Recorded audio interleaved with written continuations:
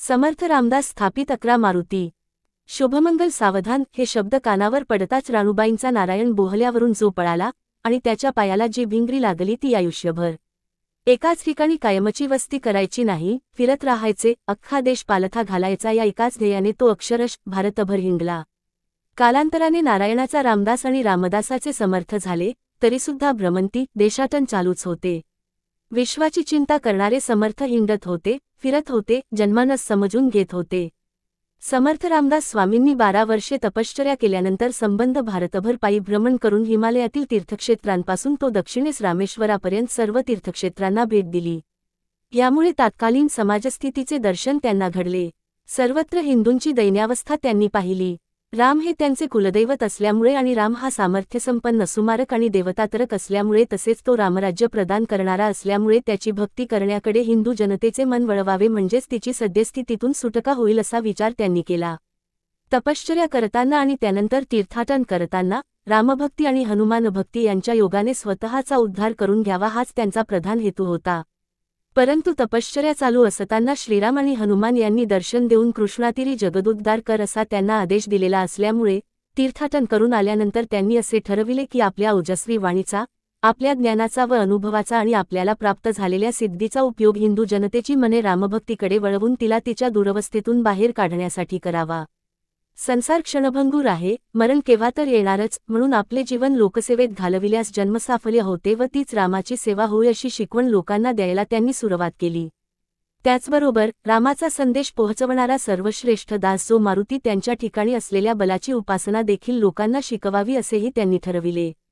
हयासाठी लोकसंग्रह आणि लोकजागृती करणे आवश्यक आहे हे जाणून त्यांनी महाराष्ट्रात गावोगाव भ्रमण केले आणि कित्येक ठिकाणी मारुतींची स्थापना केली.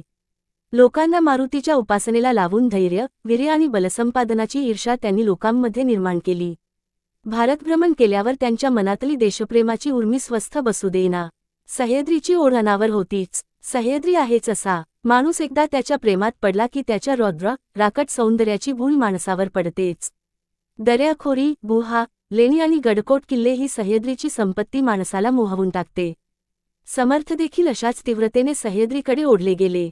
याच सह्याद्रीला साथीला घ्यायचे आणि त्याच्याच कुशीत आपला पंथ स्थापन करायचा. संघटना बांधायची, तरुणांना प्रोत्साहन द्यायचे, त्यांना व्यसन लावायचे ते बलोपासनेचे.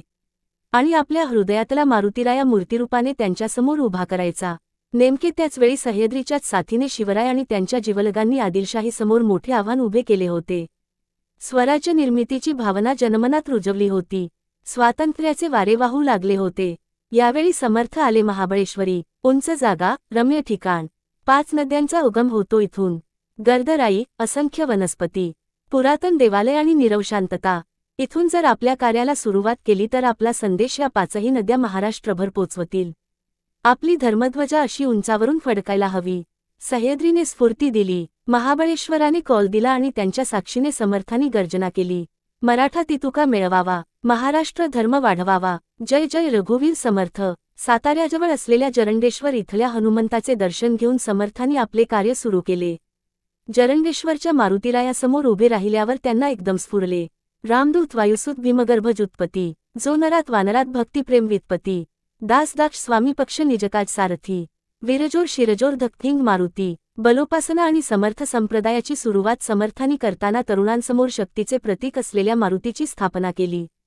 समर्थांनी आपल्या तीर्थाटनामध्ये उत्तर भारतातही मारुती मंदिरे स्थापन केली. त्यापैकी हनुमंत घाटावरील हनुमान मंदिर, तेलंगणातील हनुमानाचे मंदिर ही मंदिरे प्रसिद्ध आहेत. तसेच दक्षिणेकडील रामेश्वराच्या सेतुबंधाजवळील हनुमान मंदिरही प्रसिद्ध आहे. महाराष्ट्रात तर त्यांनी कित्येक ठिकाणी मारुतीच्या मूर्ती स्थापन केल्या. समर्थ रामदास आणि मारुती हया 2 गोष्टीचे साहचर्य लोकांच्या मनात इतके ठसले आहे की एखाद्या ठिकाणची मारुतीची मूर्ती कोणी केव्हा स्थापन केली हे माहीत नसेल तर ती समर्थ रामदासांनी स्थापन केलेली असणार असे गृहीत धरले जाते. तसेच समर्थांनी स्थापन केलेली मूर्ती कोठेही असो, ती ओळखण्याची खूण म्हणजे रातापुढे मारुतीराय असले की ते हित जोडूनच उभे असणार आणि एकटे मारुतीराय असले की त्यांचे हात प्रहार करण्याच्या भूमिकेत असणार व पायाखाली राक्षस तुडविलेला असणार. समर्थांनी अनेक मारुती स्थापन केले, परंतु इ.स. 1644 ते इ.स. 1648 पर्यंत त्यांनी 10 गावांमध्ये स्थापन केलेल्या 11 मारुतीचीच सुप्रसिद्ध म्हणून गणना केली जाते. समर्थांना 11 ह्या आकड्याचे विलक्षण आकर्षण होते. त्याचे रहस्य मारुतीच्या उपासनेमध्येच आहे. मारुती हा 11वा रुद्र आहे. प्रसिद्ध 11 मारुतींची गावे त्या काळी राजकारणास उपयुक्त होती. त्यामुळे छत्रपती शिवाजीराजांना स्वराज्य स्थापनेच्या काळी त्यांना विशेष महत्त्व आले होते. समर्थांनी स्थापन केलेले 11 मारुती म्हणून जे प्रसिद्ध आहेत ते पुढीलप्रमाणे आहेत.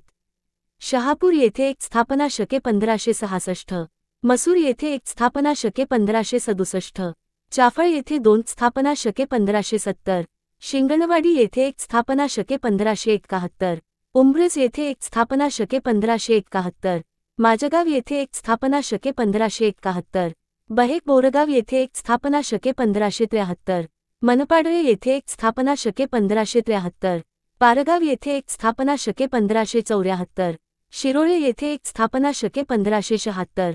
समर्थांच्या शिष्या वेणाबाई हयांच्या पुढील अंभगात हया 11 मारुतींच्या स्थलाबद्दल उल्लेख आहे. चाफळामाजी 2, उंब्रजेसी 1, पारगावी देक 4 तोहा, पांचवा मसुरी, शहापुरी 6वा, जाणतो 7वा शिराळ्यांत, सिंगणवाडी 8वा, मनपाडळे 9वा, 10वा जाणावा माझगावी, बाहयांत 11वा येणेरीती गावा, सर्व मनोरथा पुरविल, वेणी म्हणे स्वामी समर्थ रामदास, कीर्ती गगनांत न समावे. समर्थांचे हे 11 मारुती जागृत देवस्थाने आहेत असे मानले जाते. हया 11 मारुतींना वारीचे मारुती असेही म्हणतात. समाजाला बलोपासनेचे महत्त्व पटवून देण्यासाठी समर्थ रामदासांनी सातारा, कराड आणि कोल्हापूर परिसरात हनुमान मंदिरांची स्थापना केली. हनुमानच का तर तो शक्तीचं प्रतीक आहे.